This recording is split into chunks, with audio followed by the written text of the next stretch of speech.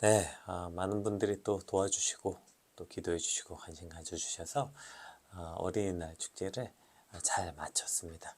그리고 이렇게 또 잘 마치고 저녁 때 이렇게 또 말씀 같이 나눌 수 있게 돼서 참 감사하게 생각합니다. 네, 기도해 주신 모든 분들 감사드리겠습니다. 우리 기도하심으로 피우다 시작하겠습니다. 하나님 감사합니다. 오늘도 주의 말씀 앞에 우리를 불러주시고 주의 말씀을 묵상하게 하시니 감사합니다. 오늘 우리가 정작 정말 바라보고 신경 써야 될 것이 무엇인지 오늘 말씀을 통해 깨닫게 하시고 우리 안에 정말 온전한 것들을 꿈꾸고 외적으로 드러나는 것이 아니라 오늘 우리의 심령 가운데 일어난 일에 관심을 갖게 되는 오늘이 되게 하여 주시옵소서. 감사합니다. 예수님 이름으로 기도드립니다. 아멘. 네, 오늘 저희가 함께 살펴볼 말씀은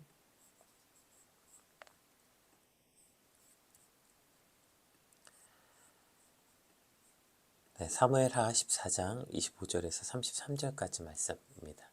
우리 함께 읽어보겠습니다.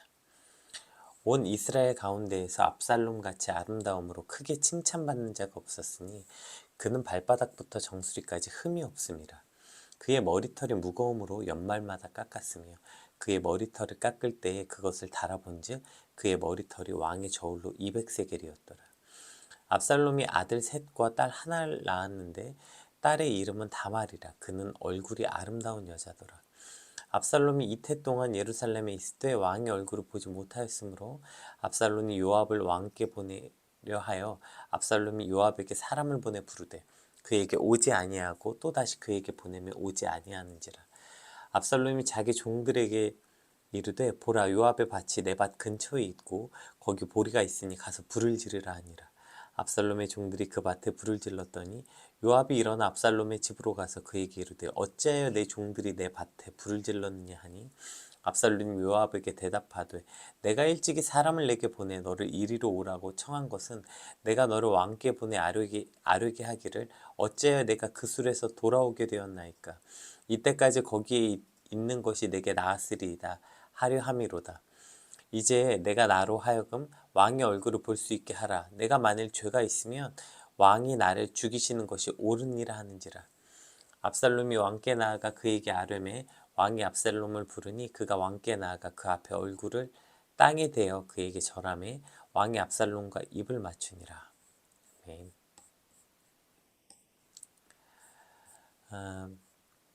오늘 본문의 시작은 그 압살롬이 얼마나 아름다웠는가 그의 외형에 대한 어떤 칭찬과 찬양으로 시작합니다.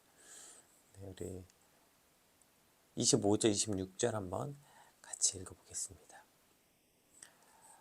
온 이스라엘 가운데서 압살롬같이 아름다움으로 크게 칭찬받는 자가 없었느니 그는 발바닥부터 정수리까지 흠이 없음이라.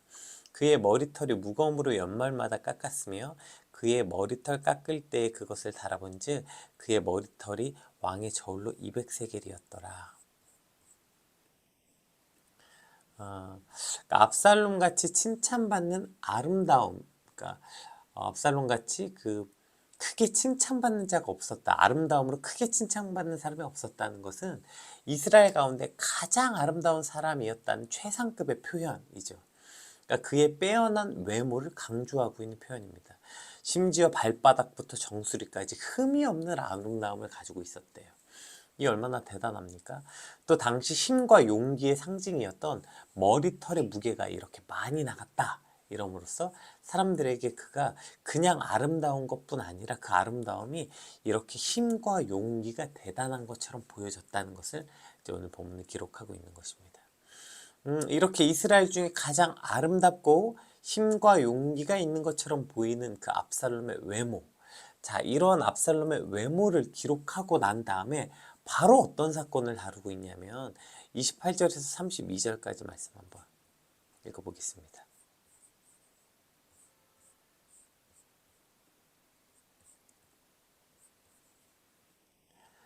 압살롬의 28절 네, 압살롬이 이태 동안 예루살렘에 있었을 때 왕의 얼굴을 보지 못하였으므로 압살롬이 요압을 왕께 보내려 하여 압살롬이 요압에게 사람을 보내 부르되 그에게 오지 아니하고 또다시 그에게 보내되 오지 아니하는지라.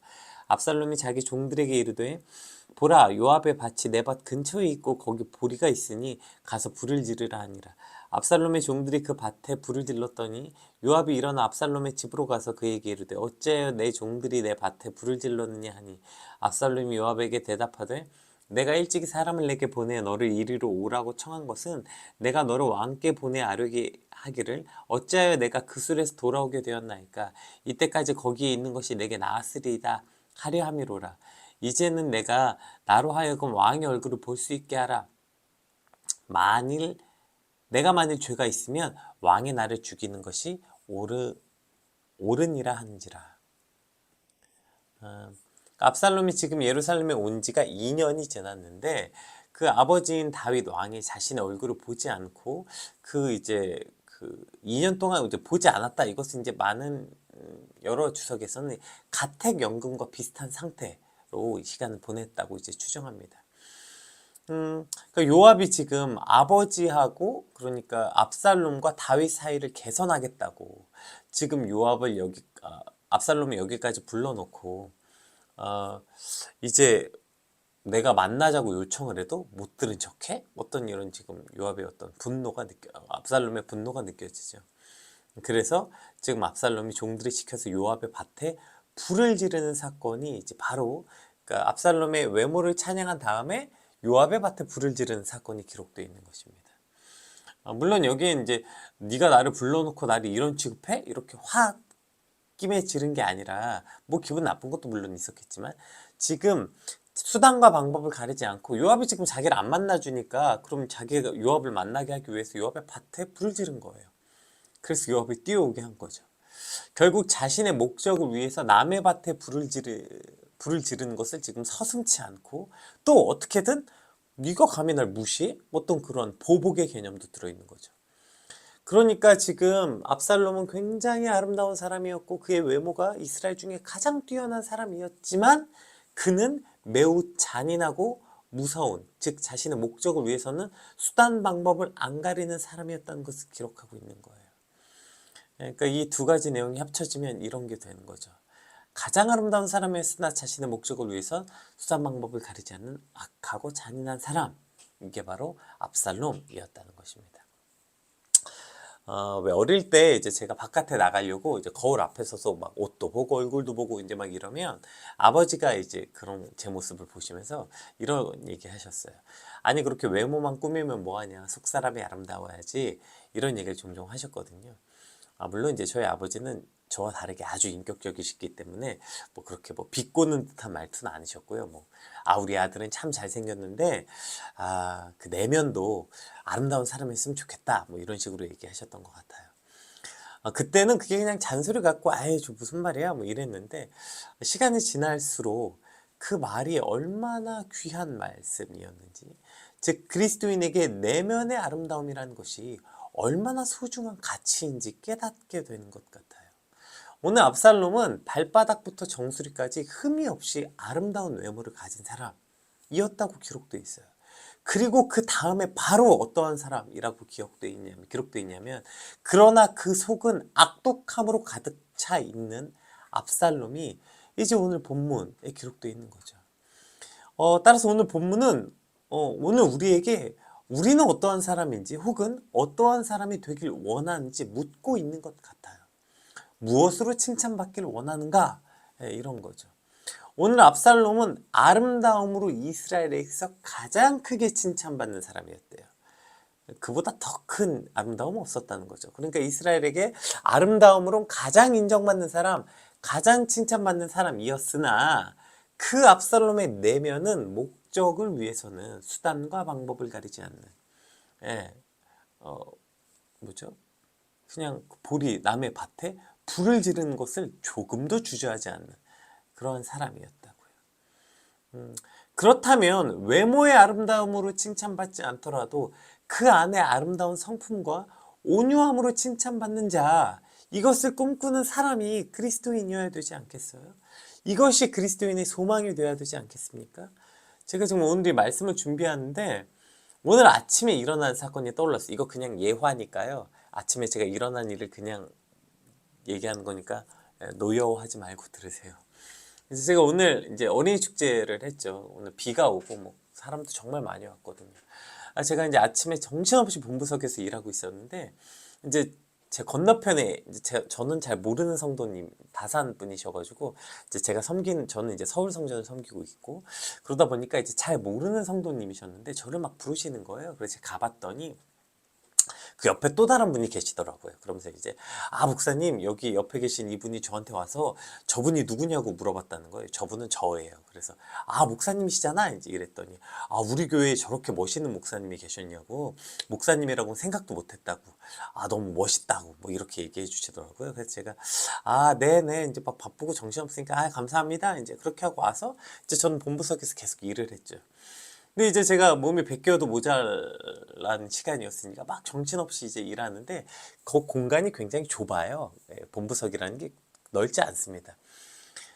그런데 그 안에서 이제 뭐 도시락도 없고 뭐 어쩌고 저쩌고 그러니까 제가 막 계속 짜증내고 뭐 어쩌고 저쩌고 막 이랬어요. 그래서 제가 오늘 말씀을 준비하면서 그런 제 모습이 딱 떠오르더라고요. 그 안에서 온갖 짜증과 예민함으로 가득 차 있었는데 물론 뭐 그분이 제 외모를 칭찬해 주신 거 제가 신경 쓸 새도 없었겠지만 결론은 뭐였을까요? 결론은 제가 어떠한 앞에 칭찬을 받았더라도 결론은 뭐예요? 저는 그냥 그렇게 짜증스럽고 예민하고 못돼 처먹은 목사가 결론이구나. 이것을 깨닫게 되더라고요. 오늘 압살롬의 외모에 대한 칭찬으로 시작해서 결국에 그 끝이 뭐였어요? 압살롬이 자신의 목적을 위해 남의 밭에 불을 지른 것으로 그냥 끝이 나고, 그래서 이제 요압이 달려오니까 거봐 내가 불렀는데 왜 안 왔어? 가서 빨리 왕에게 왕이라고 표현하죠. 자신의 아버지. 어쨌든 왕에게 가서 날 만나게 해줘. 결국에 자신의 목적만을 말하게 되는 사람이라는 것입니다. 여러분 오늘 말씀을 통해서 우리가 한 가지 기억해 봐야 될 건 이런 거 아니에요? 오늘 진짜 우리가 받아야 되는 칭찬이 무엇입니까? 오히려 제가 아까 받았어야 되는 칭찬은 이런 거 아니에요? 차라리 아침에 오늘 목사님 바쁘셔서 그냥 꼴이 말이 아니네요. 거울 좀 보세요. 얼굴이 그렇게 뭐예요? 요즘 얼굴이 왜 그래요? 뭐 차라리 제가 그런 말을 듣고요. 뒤에 근데 목사님 진짜 온유하세요. 목사님 진짜 마음이 너무 선하세요. 이게 오늘 제가 들었어야 되는 말이 아니겠습니까? 그깟 외모 칭찬 좀 받았다고 지금 자신의 내면에 악독이 가득한지도 모른다면 오늘 바로 내가 압살롬의 모습이라는 것을 기억해야 되는 것이죠. 오늘 압살롬의 가장 큰 문제가 뭡니까? 그가 외모를 그렇게 치장하고 그렇게 흠이 없는 사람이었으나 정작 그 안에는 온갖 더러움으로 가득한 채 살아가고 있다는 것. 근데 그걸 본인이 깨닫고 있지 못하는 거죠. 압살롬이 예루살렘에 돌아와 아버지를 즉 다윗을 만나기까지 24개월이라는 긴 시간이 있었어요. 그런데 그 24개월이란 긴 시간 동안 그럼 다윗은 그러니까 아버지는 나를 불러놓고 왜 나를 보지 않으려고 했을까? 그 원인을 파악했다면 그가 충분히 자기 자신을 돌아보고 회개하기에 충분한 시간이 있었지만 그는 회개하기는커녕 오히려 분노가 가득 차 있는 모습을 보게 돼요. 32절 볼게요. 이게 이제 요압의 상태가 그대로 드러납니다. 보세요. 압살롬이 요압에게 제가 요압이라고 했네요. 압살롬의 상태가 그대로 드러나게 되죠. 압살롬이 요압에게 대답하되 내가 일찍이 사람을 내게 보내 너를 이리로 오라고 청한 것은 내가 너를 왕께 보내 아뢰게 하기를 어찌하여 내가 그 술에서 돌아오게 되었나이까? 이때까지 거기에 있는 것이 내게 나았으리이다 하려 함이로라. 이제는 내가 나로 하여금 왕의 얼굴을 볼 수 있게 하라. 자, 그 다음에 뭐라고 하는지 보세요. 내가 만일 죄가 있으면 왕이 나를 죽이시는 것이 옳으니라 하는지라. 이게 도대체 어떻게 이런 말을 할 수 있는 걸까요? 지금 자신의 손으로 자기 형을 죽였잖아요. 지금 자기 손으로 자기 형을 죽여놓고 만약에 내가 죄가 있으면 나 나가서 죽을게 이렇게 말하는 거예요. 왜 이렇게 뻔뻔하고 당당할까요? 지금 압살롬은 자기가 자신의 형을 죽인 게 형이 내 동생, 누이 동생을 강간했기 때문이라는 거예요. 그리고 버렸기 때문이라는 거예요. 지금 그 논리에 완전히 무장되어 있기 때문에 나는 오히려 정의를 구현했다고 생각하는지도 모르죠. 그러니까 지금 전혀 자신의 잘못이나 어떤 뭐 자신의 어떤 아무 그런 게 없는 거예요. 그러니까 지금 당당히 나가서 내가 죄가 있으면 죽겠다. 내가 죄가 있으면 그냥 죽을게. 이렇게 말하고 있는 압살롬의 모습을 보게 되는 것이죠. 그러니까 자신이 지은 죄와 그것을 전혀 깨닫지 못하고 있는 거예요. 여러분, 우리가 옷에 작은 거 하나만 묻어도 질색하고 막 물티슈로 닦고 빨고 막 심지어 집에 가잖아요. 왜 이렇게 뭐 오늘 제가 흰 옷 입고 있는데 이런 옷 입고 막 여기에 막 뭐 묻으면 진짜 창피하다고 집에 가고 막 이런 애들 있잖아요. 하물며 옷에 뭐 하나 묻었다고 우리가 그렇게 창피하면서 우리의 마음과 우리의 영혼에 깊은 죄악이, 그 더러운 죄악이 묻었는데 깨닫지도 못하고 창피하지도 않고 뻔뻔하게 그지없는 모습으로 오늘 우리가 살고 있는 것은 아닙니까? 아무리 아름다운 옷을 입고 머리부터 발끝까지 외적으로 흠잡을 데가 없는 사람이면 뭐 하겠냐고요. 자신의 아름다움의 상징이었고 자랑이었던 압살롬은요, 그 머리카락 때문에 결국 죽임을 맞게 되거든요. 사무엘하 18장 9절, 사무엘하 18장 9절 말씀 한번 같이 살펴볼게요. 압살롬이 다윗의 부하들과 마주치니라. 압살롬이 노새를 탔는데 그 노새가 큰 상수리 나무 번성한 가지 아래로 지날 때에 압살롬의 머리가 그 상수리 나무에 걸림에 그가 공중과 그 땅 사이에 달리고 그가 탔던 노새는 그 아래로 빠져나간지라. 여러분 상상해 보세요. 이 얼마나 웃기는 상황이겠어요. 지금 압살롬이 다윗의 부하들과 마주쳐야 돼요. 그래가지고 놀래서 빨리 도망가야 되는데 상수리 나무에 압살롬이 머리가 걸린 거예요. 그래서 압살롬은 공중에 대롱대롱 매달려 있고 그 밑으로 노새는 그냥 지나가 버린 거죠. 그래서 지금 다윗의 부하들에게 잡혀서, 물론 다윗은 죽이지 말라고 했지만 요압이 자신의 손으로 압살롬을 죽이는 거 아닙니까? 결국 그가 자랑하던 그 머리 때문에 압살롬은 죽임을 당하게 된 거예요. 오늘이 압살롬의 머리를 달아본 즉 200세겔이었더라. 이제 오늘 본문에 나온 이게 이제 뭐 여러 해석이 있는데, 왜냐면 이제 200세겔, 이 세겔이라는 것이 이제 11.4g. 그러니까 200세겔은 2.28kg이에요.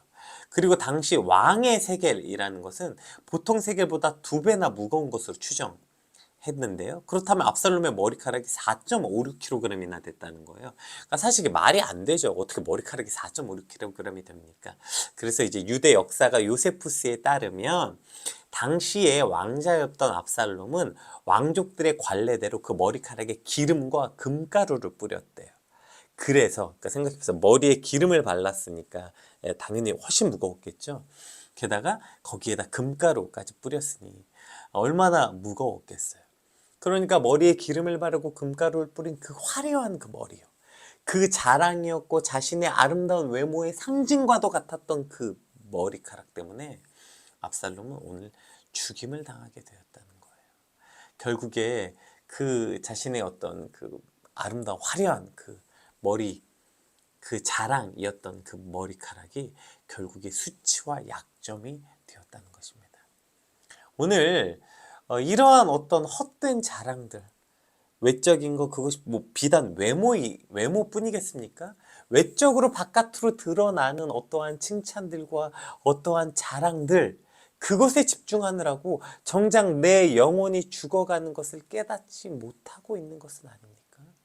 정작 우리가 그렇게 외적인 것에 치중하고 외적으로 드러나는 것에 집중하느라 내 영혼에 묻은 내 영혼에 묻은 이 더러운 죄악들은 깨닫지 못한다면 오늘 우리도 압살롬과 같이 우리의 영혼이 죽어가고 있거나 죽게 된다는 사실을 기억해야 되는 것이죠. 따라서 헛된 자랑과 외적인 것들이 아니라 우리의 내면을 아름답고 깨끗하게 살아가는 것, 그것이 오늘 우리의 꿈과 소망이 되어야 하는 것입니다. 우리 마지막으로 베드로전서 3장 3절 4절 3장 3절 4절 말씀 한번 같이 살펴보겠습니다.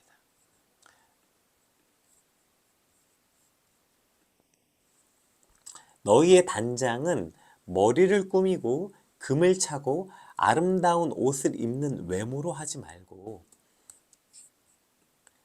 오직 마음에 숨은 사람을 온유하고 안정한 심령에 썩지 아니할 것으로 하라.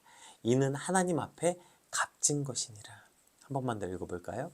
너희의 단장은 머리를 꾸미고 금을 차고 아름다운 옷을 입는 외모로 하지 말고 오직 마음에 숨은 사람을 온유하고 안정한 심령에 썩지 아니할 것으로 하라.